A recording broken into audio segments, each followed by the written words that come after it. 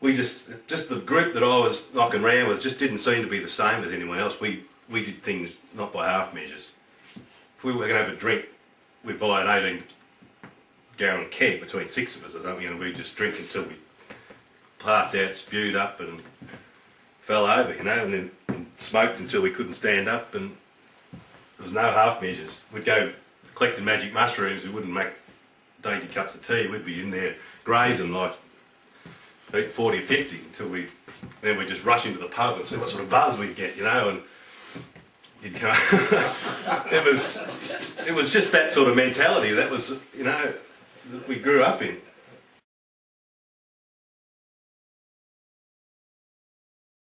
I'd wake up in the morning, because after a while I was losing most of the night. I couldn't remember. So half of my life I just can't remember. And then there'd be that niggling thing in the back of your head. Oh, what have I done? What have I done? What happened last night? Who have I offended? What have I said? What have I done?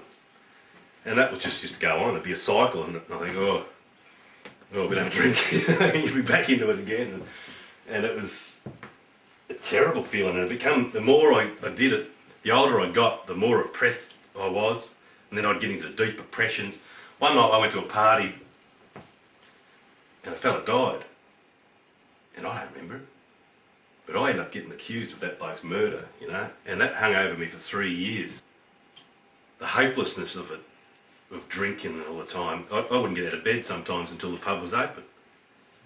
Just so, because I'd be bored otherwise, you know. I'd get that bored without something stimulant in me to keep me going. I remember one day, they found me. Oh, I picked you up last night, this bloke said. You were down the main street saying that I am the devil and all this sort of rubbish, you know, and that's pretty, that really shook me, you know, because I was brought up to believe in God, and I did believe in God still, but I was so far away from that. I do that. He sent me home with the New Testament, the message. For those you know don't know what the message is, it's a New Testament Bible, the story of Jesus Christ, spoken in basically in street language, in the sort of talk that me and you use. I went home and read it.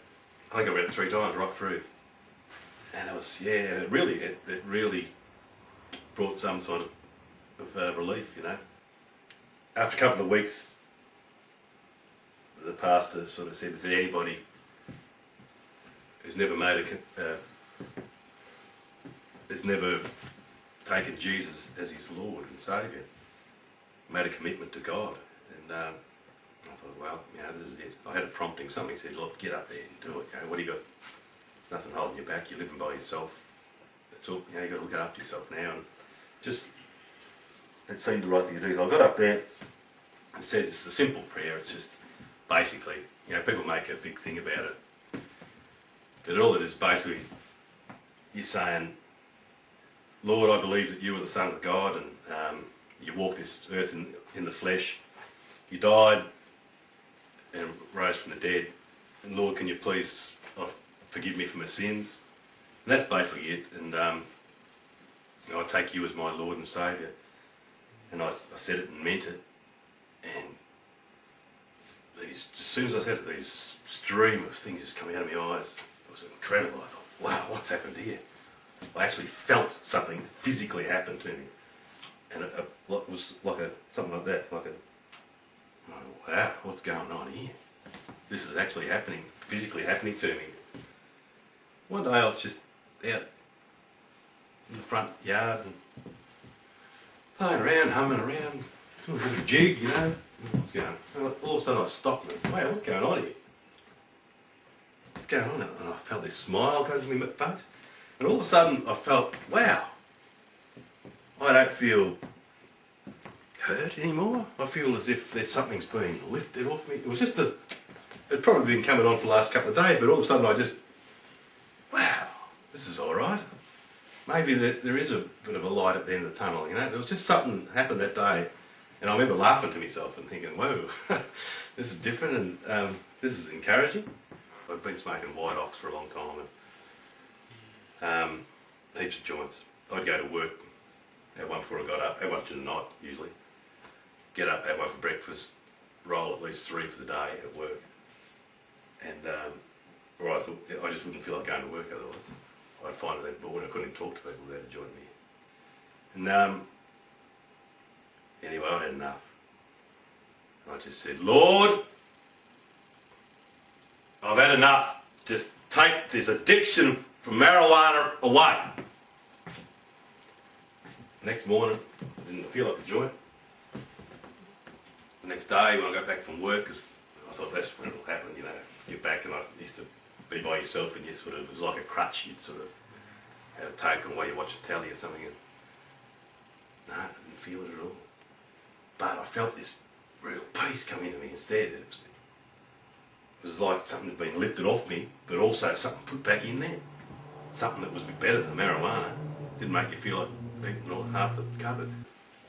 And a week later, exactly to the day, a little voice, it wasn't an audible voice, but it was a knowing. It wasn't from me. It said, how about the tobacco as well? And that's something I would never, ever thought, because I used to love cigarettes. I'd never, ever tried to give up. And anyway, just as they said it, I said, oh, all right. It was as simple as that. So that morning, if I left my cigarettes behind, I'd have a nervous breakdown. I'd have to go back and get them, you know. Heart palpitations. But I didn't need them that day, and I went all week. I didn't get any cravings whatsoever. No cravings, you know, they say it's the most addictive thing in the world, but I tell you what, I had no withdrawals. I didn't want to have them. I knew there was nothing about the hands. They say that all this business, none of that. These people, it was as if I could see inside their chest. They had black hearts. It was like they were scorched, and that they were dead. I got out of there, and I've never been back since. I've never had a drop of alcohol since, and no withdrawals whatsoever. That night, such a peace come into me that I just can't describe it, you know. And there's been the smile on my face ever since. That was 12 months ago, so I don't think it doesn't look like it's going to lose. Look, it's real, mate. It's real. It really is. The love of God is the most powerful thing in anyone's life, and I just encourage you, anyone, if they haven't taken Jesus Christ as their Lord and Saviour, it's not a big deal. It's not a contract that you're locked into or anything like that. You're not bound to a church or anything like that. It's just something between you and God, and it works, eh?